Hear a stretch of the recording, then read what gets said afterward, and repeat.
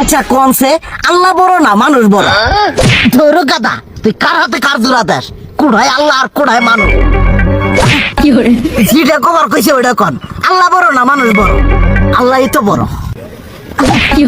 আল্লাহ বড়, তাহলে আল্লাহর কথা না হইনা মানুষের কথা শুনেন কে? তুই কি কইতাছস? কি আর আল্লাহর কথা মানে না মানুষের কথা মানে? হ্যাঁ, কি আর মানুষের কথা শুনেন তাই না? আমনে যে ওই দিনকে ডায়াবেটিসের রোগ নিয়ে যে হাসপাতালে গেলেন, ডাক্তার আপনার কত কিছু খাবার না করলো, সব কিছু না খাই এখন চলতেছেন।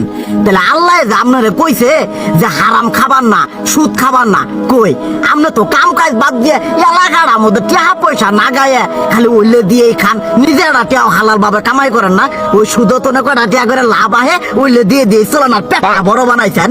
শুনেন একটা কথা কই, হারামের কোনোদিন আরাম নাই।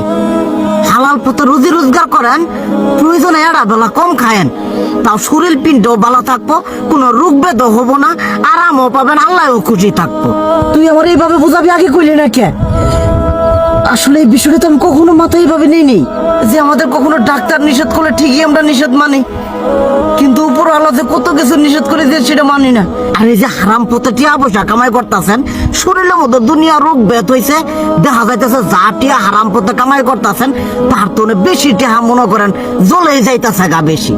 আজকের পর থেকে আমি আর এই হারাম সুদ খামো না, আমি হালাল পথে চলবো, হালাল টাকা পয়সা ইনকাম করবো। এতে করে যদি একবেলা কমও খাইতে হয় তবুও খামো, তবু আমি আর এই হারাম পথে চলবো না। আচ্ছা ঠিক আছে।